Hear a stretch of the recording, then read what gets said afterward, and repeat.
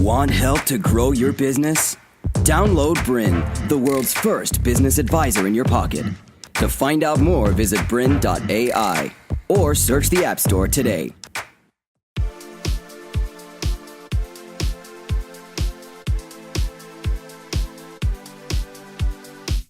Hello and welcome to The Human Element. My name's Nicole Wales. I'm the founder and managing director of Human Tribe and your host for the Human Element series. Today we're here to talk about how to create a customer-centric culture. Now recently when I've been speaking to leaders and business owners about customer centricity, I'm very aware it's quite a new term. When we talk about a customer-centric culture, we're talking about more than being just customer focused. When we talk about customer centricity, it goes deeper than just the customer experience. When we talk about a customer-centric culture, we're talking about everyone in the organisation across all departments, not just the customer service department, and amongst all levels in business. That when they truly believe that what is best for the customer is what's best for business. And when you think about the brands that have embraced this, that live and breathe it, you think about Virgin, you think about Amazon, you think about Zappos. Today, I'm really excited to bring you two extremely knowledgeable people on the subject of customer centricity. First of all, we have Dr. Linden Brown. Now, Dr. Linden Brown is considered one of the world's leading experts when it comes to customer centricity. He is the chairperson and chief value officer of market culture. He is an international keynote speaker on the topic of customer centricity, and he is the author of this book, The Customer Culture Imperative, which in 2015 won the Marketing Book of the Year. Also joining us today, we have Sonja Sandral. Now, Sonja is the General Manager of Money Tech. Over the past 18 months, Sonja and her team have been working hard on building a truly customer-centric culture, and she's going to share with us her experiences today. Welcome, Linden, and welcome, Sonja. Thanks, Nicole. Pleasure to be here. Awesome. Okay, I really want to get straight into this because it's something I think that is quite new to a lot of people, and I know that we've got a lot to talk about. So I'd really like to start with why. Let's look at why is a customer-centric culture important to business? I think it's a good place to start, Nicole, and I think, customer-centric culture has always been important, but today it's much more important than it has been in the past. And I think that probably a way I can illustrate this is just by looking at my iPhone here.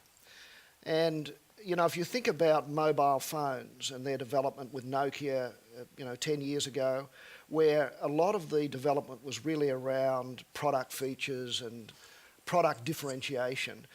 What you find now is if you look at the iPhone and you look at Samsung's phone, which is probably very, very similar to Apple's phone, there's very little difference. And I think what's happening is that the whole industry in this particular space has become commoditized, but we can generalize that and say that that's occurring in most industries.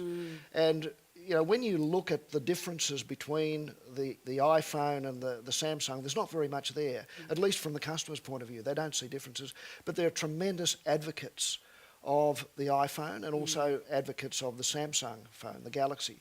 So I think why has that come about? Even though the products are seen to be almost the same, it's come about through the customer experience and the culture that's been developed in these businesses that's created tremendous customer experiences for their customers. So I think one thing that's brought this about as being important is commoditization. Another is digitization, the availability of knowledge for customers all around the world to buy wherever they want to. Yes. And the empowerment of customers means that choice is there as it's never been there before. So, these are some of the things that are driving the reasons why this is now important. Sonja, if I could ask you, as a business owner, why was it important for you to look at customer centricity? Well, I think when we began, we were a technology-focused company. We built quite a unique platform in Money Tech Exchange, and that platform delivers our various products, including trade and debtor finance, payment services, and also foreign exchange. So what we did is we started with the technology, but what we wanted to do is flip our business on its head, essentially, and really turn to the people who were using our technology and ensure that what we were delivering was exactly what they wanted. So what we've done is taken a baseline, we've sent that out to the market, and clearly that's been a positive response because referral has been the growth for our business. So we then further refined that by always seeking the feedback from our client base and making sure that internally we're all focusing on what those customers needed. Yeah, so less of a focus, I guess, more on the commodity, your platform, and more of a focus on what's important to the customer? Yes, at the end of the day, finance is finance, it's money. It's whether we're moving money, whether we're lending money, it is what it is. The difference is how that's delivered to the client and ensuring that the key elements of that are what the client want and they're getting accurate real-time information that they can make business decisions from to help them grow their businesses. Absolutely. Brilliantly said. So, Linden, I know there's an interesting stat that you often talk about. I've got a slide here. Could you talk us through this? Yes. This is a piece of research, Nicole, that was done a couple of years ago, but, it's been replicated since. And you're coming out with similar statistics which say that about 90% of customers, of leaders from companies believe that they're customer focused in some way or even have a customer centric approach to the way they operate, but only 10% of customers actually agree. So this is an enormous gap, and I think it's telling us that this move towards customer centric culture is really in its infancy because so many organisations believe that they have this under control, but they actually don't. And the ultimate test of this, of course, is the customer, and having the customer think of, the organisation that they buy from as the centre of their world for what they're buying. And most companies don't actually have that. So let's say right now you've got a business owner or a leader within a business that is watching this going, holy moly, I haven't really thought about this. Why should I really be taking this further? What would you say to them? Look, I think the other thing that's really important here is to understand that there's a lot of research that's been done, and some of it we have done, and it's in the book, that really does link those factors that describe customer-centric behaviour and customer-centric culture. It does link them to business performance. So if you think of companies like the ones you mentioned, Virgin and others, because they have this culture, they typically perform much better than other organisations in their industry, and it's performance around customer satisfaction and advocacy, it's around revenue growth, it's around innovation, it's around profitability and profit growth, all of the normal things that companies measure. We know they're influenced positively by a strong customer-centric culture. The evidence is there for that. Yeah, absolutely. And I think we know it intuitively, but also the evidence is there. Again, if let's say you had a bit of a cynic, and we know from the statistics, right? But I'm customer focused. We don't need to worry about customer centricity. It's just another buzzword. How do you differentiate the two between someone that thinks they're customer focused compared to an organisation that is truly customer centric? Well, I think again, it's something that you mentioned right at the start, which is that you need to have a customer-centric mindset, the way you think about how we deal with customers, behaviours and a culture that creates an expectation around customers right across the entire business. So that's in all functions. It's in finance, it's in HR, it's in IT, it's in operations, as well as the typical frontline activities such as sales, marketing and customer service.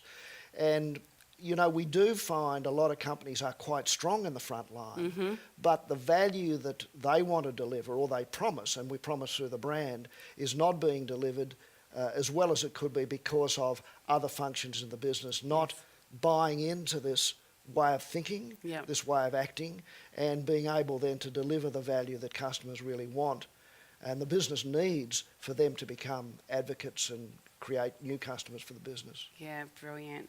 Well, I know that we've got a lot more to talk about. When we come back from the break, we're going to look at this, creating this mindset of what's best for the customer is what's best for business. So I'd love you to come back after the break. Thank you so much for watching. You're watching The Human Element, and today we're discussing how to create a customer-centric culture. We'll be back with you shortly.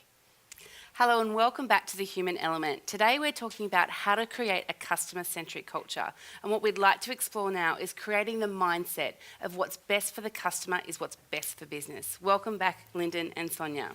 So what are we talking about when we're talking about creating a mindset about what's best for the customer is what's best for business? I think it's a way of thinking about how do we engage with the customer.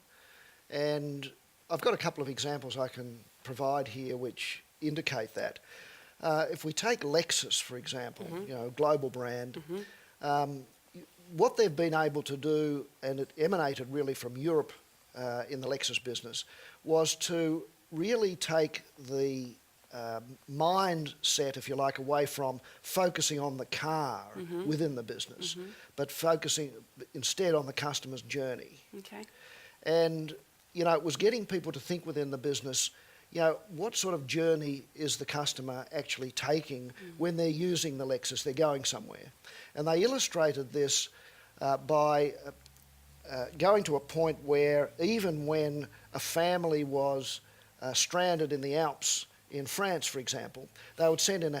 To continue enjoying this presentation, download BRiN, the world's first business advisor in your pocket. To find out more, visit BRiN.ai or search the App Store today.